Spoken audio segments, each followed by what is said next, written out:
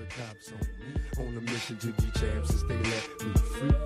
Prepare for combat, my adversaries crumble. Face it, I got a reputation for damage. Busters get ready to rumble. They lock me in a cell, have me trapped in a living hell. Though not guilty, I'm still in jail. Brother, I serve my time like a soldier. Maintain composure. My shadow boxing the fight to the death. Busting boulders. Every boxer with a pair of gloves. Best give up love. Here's a man from the makings of a thug. A lethal weapon, mind sharp. And in my heart, there's a wish to shake the world with the flurry of my black fist. Now once a high school dropout, now I'm the $1 million champ. Who's the next to get knocked out? What's going on, everybody? Another episode of Chief Seats Boxing Show. I know you guys just heard JP's, because you better have, because that's how we do it. We're going to give you 2 episodes this week, next week, and there's going to be one special episode in between. Me and JP cannot get together for the next couple weeks because of work. That's just how things go. So I hope you guys enjoy JP's version. I will be listening to it here in a second because he actually just recorded it. So I will be doing the same. We will be reviewing the Lomachenko Marriaga fight. So welcome, everybody. You can follow the show on Twitter at Cheap Seats Box. iTunes, rate and review. You will be the next unofficial sponsor. People, you guys have been lacking. I've been giving you guys crazy content. We're going to give you the 250th episode after this, which will be a throwback fight of Manny Pacquiao versus Juan Manuel Marquez, number 4. Our very first episode, the whole thing that started this thing off. So can you guys, as a present for 250, somewhere in the neighborhood of probably 240 hours worth of free entertainment. You can hear my wife probably steam cleaning. I'm fucking relegated to the garage. You can hear the steam cleaner in the background. But we gave you 240 or so hours of free entertainment. Can you guys please just give me the rate and review? I will truly appreciate that. Welcome to all the listeners. You know, we appreciate everybody as we're approaching our 250th episode. We appreciate everybody on every platform that has ever listened to this show. We thank you and welcome me and JP in a couple weeks. Actually, probably 3 weeks if I'm not mistaken. There will be a separate show next week for Crawford and Ndongo. There will be a single JP episode to talk boxer versus the MMA guy. Because I will not talk about that fight. He's free to do what he wants with it. He wants to talk about it. You will finally get your first piece on that fight coming up in a couple weeks. So until then, this is how the show is going to go. So welcome to everybody. Let's talk about it. Vasyl Lomachenko gets a 7th round stoppage of Miguel Marriaga in a fight that went exactly as we said it would. He toyed with him. He humiliated him. I don't know if he necessarily beat him up. He definitely beat him up a little bit, but honestly, I think his pride was hurt more than anything else. And Lomachenko did exactly what we thought he would do. There was a reason I shitted on this fight, because I thought this fight would go exactly as it did. Even worse so, we knew Marriaga had no chance. The problem is Marriaga didn't know he didn't have any chance. And if I'm stumbling over my words, people, please forgive me. It's the 10% double IPAs that I'm currently in. I'm 3 deep in as we speak. So there may be a little bit of stumbling over my words here in this episode. So this episode is brought to you by Strong Beer. Thank you. But look, there's no doubting or even trying to deny the skill level of Vasyl Lomachenko. He does things in the ring that very few have ever been able to do, if any. He's definitely on the Mount Rushmore of greatest amateurs ever. And 10 fights in, which he is at now, 9-1, he is already considered by a lot to be the most skilled fighter in the whole game. So there's not too much we can really look into this fight because, you know, I hear so many people talking about how small Lomachenko is and how he went up to 130 because he couldn't find fights at featherweight, which isn't necessarily untrue, except for the fact that, to me, he looked like the considerably bigger fighter in there with a guy in Marriaga who just came up from featherweight for this fight. So to say that he's not a decent size 130, I think is an understatement.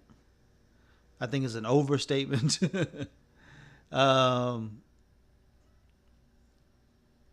He is definitely, to me, filled out, and he's a pretty much solid 130. If he went to 126, I think he would find not difficulty in making it, but I think he would put a stress on his body that going up to 130 has kind of alleviated from him. So I think this is the point where he needs to be, is 130.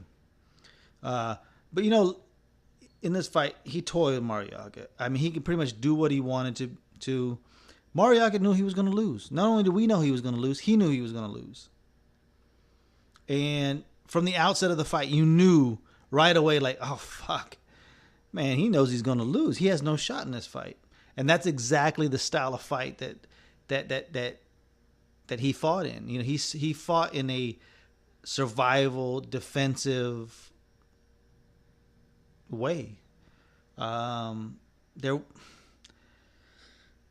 wasn't anything to take from Marriaga's performance other than the fact that he seemed to be totally intimidated by the whole situation from the get-go. Now, as far as Lomachenko goes, there's no doubting the skill. When me and JP did our 5 best in the game at right now, which is a little bit different from our pound for pound, because our pound for pound, unlike a lot of people's, has certain guidelines that we try to follow. There's a big emphasis on fighters who have went up the ranks of the weight classes, who have proved that they're pound for pound. So it's a little bit different when we talk about the best fighters in the world, our eyes tell us are the best pure boxers in the world. For me, he was number 2. JP, I want to say he was 2 or 3. I think he was 2. I think actually he was both 2. So there's no doubting the skill level at which Lomachenko performs at. He is one of the elite of the elites. The one thing that I don't mind, that some people do mind, is some of the hot dogging, dirty tactics that Lomachenko fights in. Look, did he step on Marriaga's foot on the first knockdown? Probably. You didn't see it in the replay, but it looked like it. And it's funny because when Teddy was talking about, hey, he tried to step on his foot, he literally tried to step on his foot as Teddy's saying that. So it actually shows the point. There's been videos out there of how Lomachenko will paw with his right hand and actually pull down the guard of his opponent to hit him with the left hook. Those are professional tactics. Those are professional, clean yet dirty kind of tactics, which I have zero problem with. I'm very consistent. If you get away with it, it's not your fault. It's the referee's fault for not calling it. If you get a stoppage or a win from a dirty tactic, I kind of do have a problem with that because, let's be honest, that's not how a fight should be won. We go back to Andre Ward, Sergey Kovalev. When he pretty much got the stoppage from the low blow, the problem wasn't that he won the fight, was because the fight was basically called because of the low blow. And the people who in that fight said, well, what about Kovalev's rabbit punches? Okay, well, if the fight would have been stopped on a rabbit punch and he would have been awarded a knockout win, people would have had a problem with it. I would have a problem with it. And so, as long as he's not doing, you know what I mean? It's like, Yeah, we would want him to fight clean all the way, but you know what? He's a professional now. He's learned his tricks. He learned a lot of them from Orlando Salido, and it's the only loss. And, you know, me and JP bagged on this fight. We weren't feeling this fight. And actually, we were proven to be right because this fight actually played out exactly how we thought. So, in that way, we were vindicated. But it's funny because on YouTube, which actually has been starting to pick up, so please follow us on YouTube.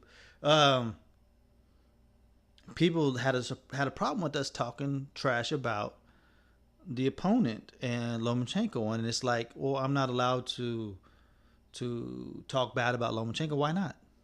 We talk bad about everybody if we, and this is why you listen to our show, if we think that it is called for. And this fight was called for. The opponent was coming off a loss at a lower weight division. And the reason that we hold Lomachenko to a different standard than others is because he put himself at a different standard than every other fighter before him. Every other fighter has to fight their first 10, 15, 20 fights to build up to a level of championship level. He did not want to do that. He deemed that his amateur pedigree would lend well to the professional game. Remember, he was the one who came out as a pro and wanted and almost demanded a title shot in his first fight. He didn't get that. He got it in his second fight. He lost that fight. The people who say people kind of gloss over the fact that he beat Gary Russell in his third fight. All that does, to me, is cement the fact that you cannot discount the Orlando Salido fight.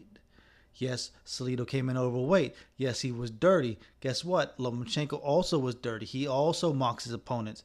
He gets away with what he can. So,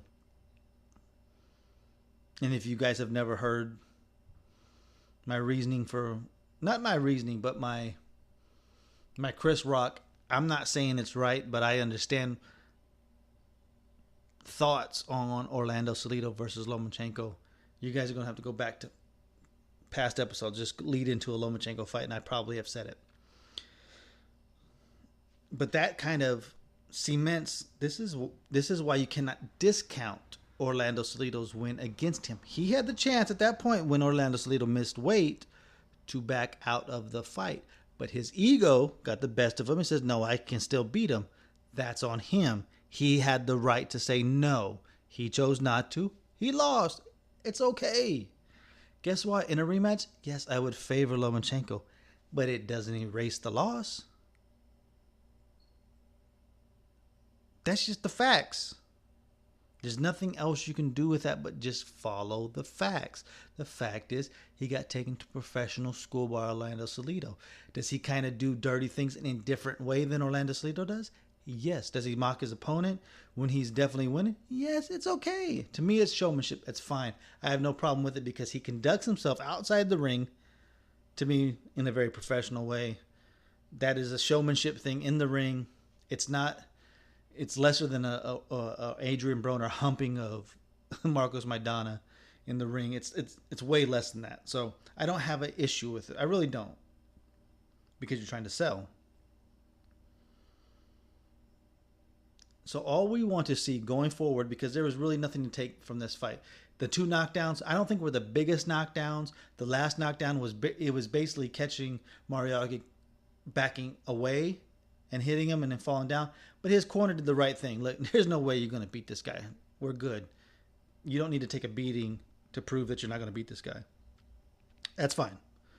So, what do we want to see from Vasyl Lomachenko going forward?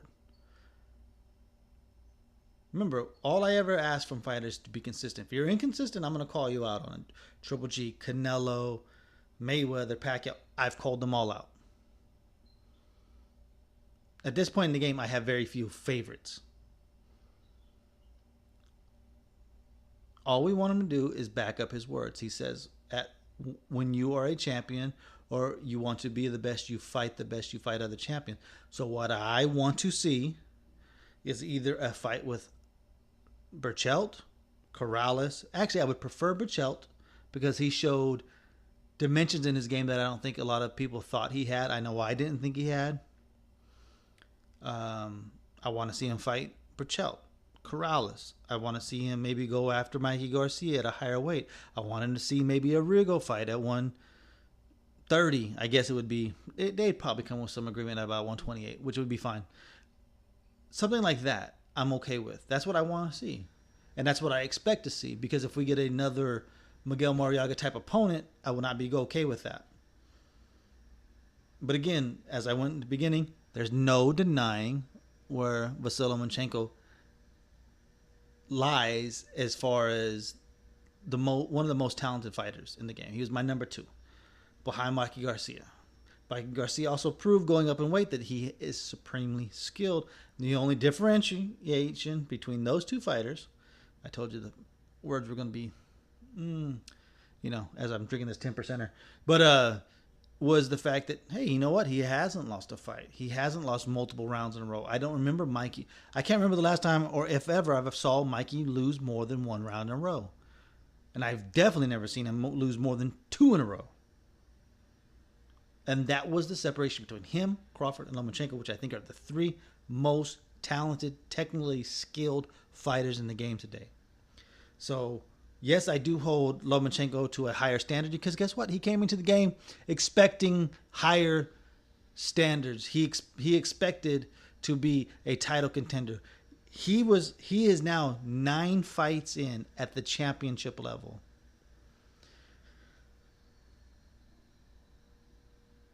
If I'm not mistaken, now you can, if I'm wrong, I'm wrong, and I'm okay being wrong. Andre Ward, I think, is only about 9 to 10 fights deep into the championship level fights.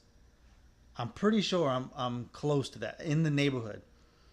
So, yes, it's easy to look at the overall record of somebody, but to understand he's 9 fights deep into the championship level fights puts him in the category of all the other kind of long reigning champions. So, yeah, he's only 10 fights in, but he's also 29 years old. He also had other fights at the World Series of Boxing level, so he's a little bit more advanced than what we want to give him. And it's not too much to ask for him not to fight the Marriagas of the world. Even a guy like Rocky Martinez, which I thought it was still a good step. That was 2 fights ago, or 3 fights ago now. The Jason Sosa, I saw, he did beat Javier Fortuna. But I also saw him get beat, even though he got a draw against Nicholas Walters. I saw the fight against Nicholas Walters. That I have 0 issue with that fight. It's an undefeated fighter who people thought was at 130 is going to be one of the best. He dominated.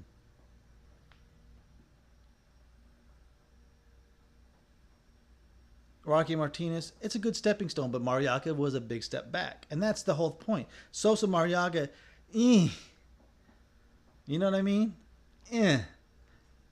Not bad, but not great. So we definitely need to see a top-tier opponent on the next one. We need to see the Corrales. We need to see the Burchelt. And that's all we want. And that's all I want to see from him. And that's all I hope we see from him because I think he's talented enough to compete with anybody and everybody and beat 99% of all fighters out there in and around his weight class. The undercard. Ray Beltran gets past Brian Vasquez in a pretty competitive fight. In a fight that people didn't think was going to be competitive. Not a big Beltran guy. He's definitely a suspect. Late found power that he never had. With a body that looks to be suspect, to say the least. There wasn't much to take from it. If he fights a guy like... See, now, here's the thing.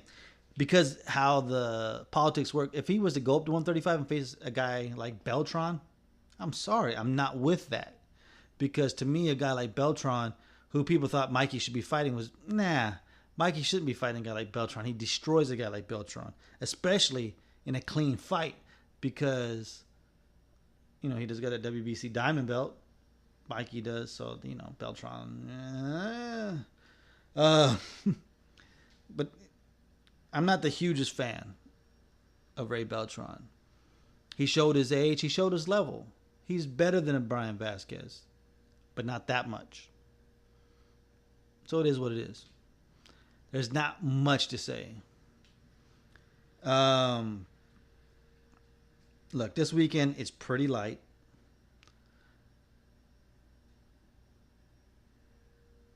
The Ring TV Live card, that's going to be the one to watch.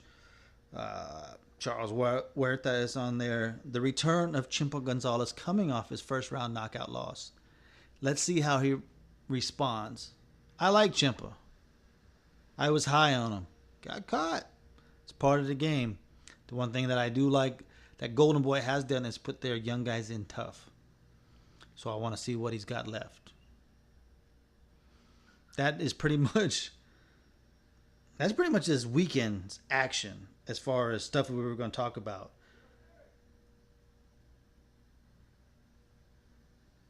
A couple of retirements. Klitschko retired. Marquez retired. We never talked about the Uchiyama or Miura retirements. I'm not going to get too deep into that.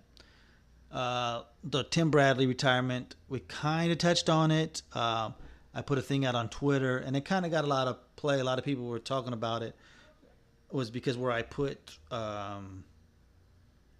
Bradley, when I was talking about that 6-year run, I mean, he had a run. I mean, yes, I don't think he beat Pacquiao, but that run was insane. I mean, you're talking about a Vasquez and Junior Witter and Kendall Holt and undefeated Lamont Peterson and Devin Alexander and Ruslan Provodnikov. We talked about that.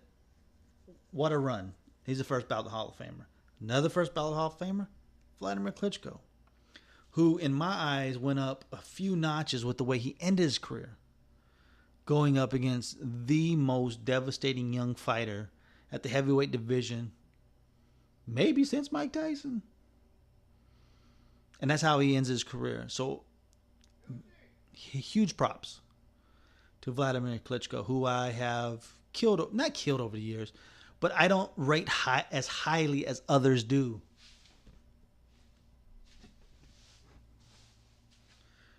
You know, sorry about that, guys. But what I was saying about Klitschko is I don't necessarily rate him as high as others do. Did he reign forever? Yeah. Did he beat all the number one contenders that nobody cared about for years? Yeah. Is it his fault? No. But he also doesn't have some of the names on his resume that others do. He missed big punchers coming up. You know, even coming up a guy like David Tua, he never fought. Lennox Lewis, his brother, fought. A guy in, even a young Chris Arreola, because he had the big punch, he didn't fight. His brother did. It seemed a lot of times that his brother handled the big punchers where he handled more of the boxers, which is where he has a couple wins over Chris Bird that his brother didn't. And this is why, for me, he's not a top 10 fighter. If I was to take a guy like Chris Bird's 4 best wins, and I get it, I'm not saying Chris Bird's better than him at all, because obviously he beat Chris Bird twice. But at the heavyweight level, Chris Bird's best 4 names, quite honestly, they're better than Klitschko's best 4 names. I really don't. Who is Klitschko's best 4 names? Seriously, think about it. You're not going to go through Vladimir Klitschko's list and go, oh yeah. No, it's not like that. Get a guy like Chris Bird who's, a little bit older, but has wins against David Tua, Vitaly Klitschko, even Evander Holyfield. Those are still better names than what Vladimir Klitschko did. And again, he beat Bird twice, so it's not like he's better. But his resume, if you stack him up, he doesn't have the amount of wins, but his best wins are maybe even better than Klitschko's best wins. That's just, that's my opinion. It's not going to be popular, but it's kind of true.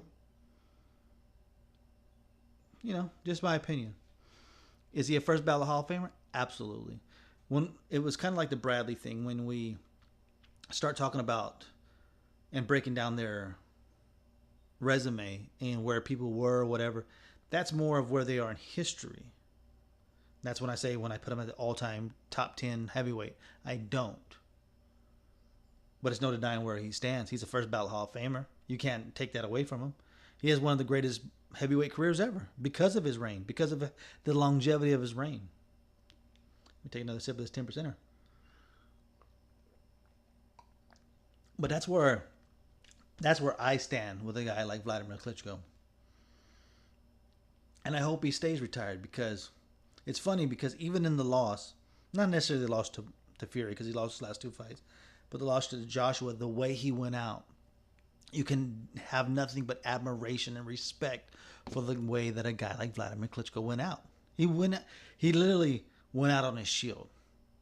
And I wish more fighters, especially the aging ones, went out like a Vladimir Klitschko. Could you imagine if Manny Pacquiao's last fight was versus Terrence Crawford? Or Floyd Mayweather's last fight was against Errol Spence? You know what I mean? Or let's see, who else is retiring? Cotto's gonna retire. Say he's at 160. Well, how about this? How about Triple G's last fight at 160 is a guy against like Jamal Charlo? Imagine how much better they would leave the sport, because you are literally passing the baton to the next guy. So for that, I take my hat off to Vladimir Klitschko and his career. Amazing career. Juan Manuel Marquez, who in the next episode, the 250th, which will be our very first episode, what a career.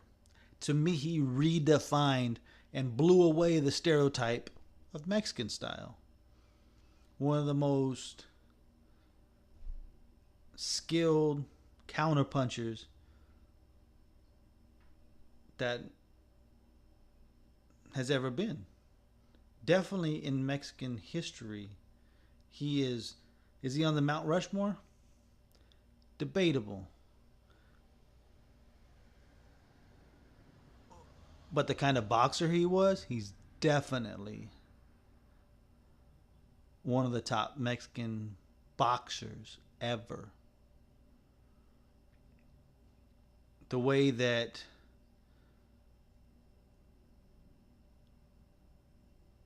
he didn't care what people thought of his style, because his style was his style.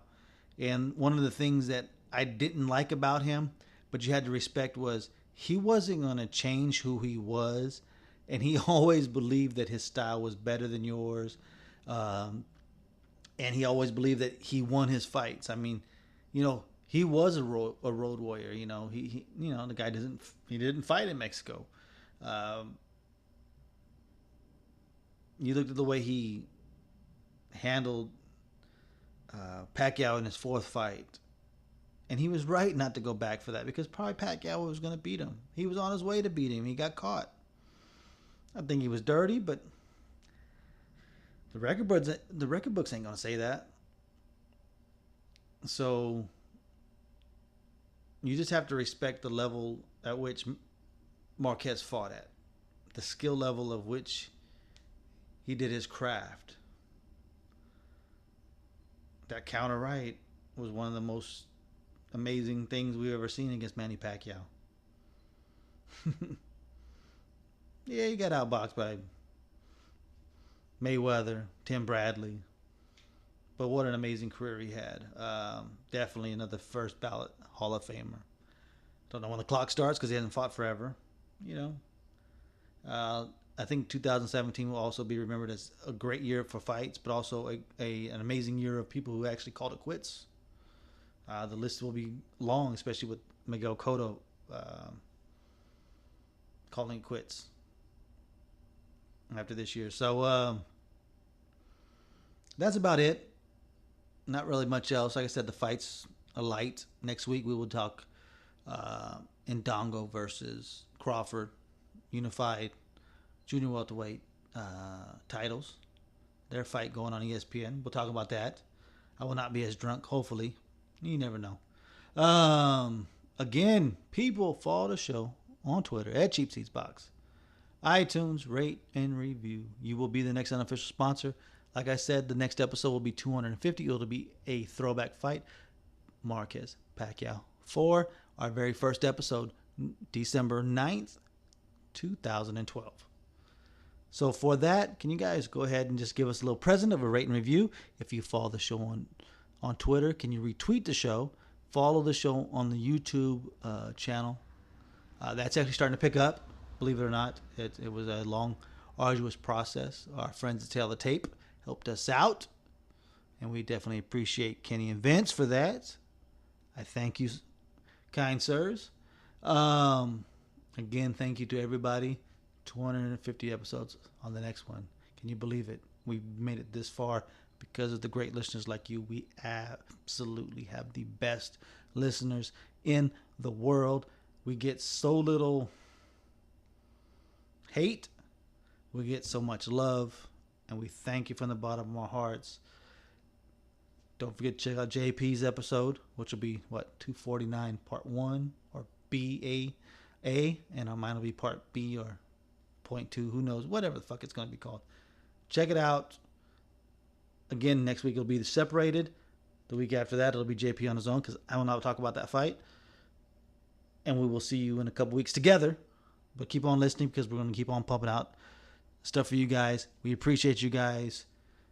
And remember, this is where the fighters fight and the fans commentate. And you know we do it just like you from the cheap seats. We ain't buying no tickets, goddammit. Peace.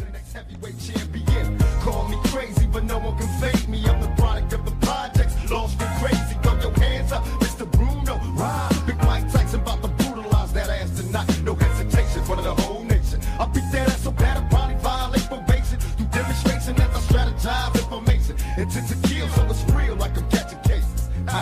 Let the world know I plan to die. If I don't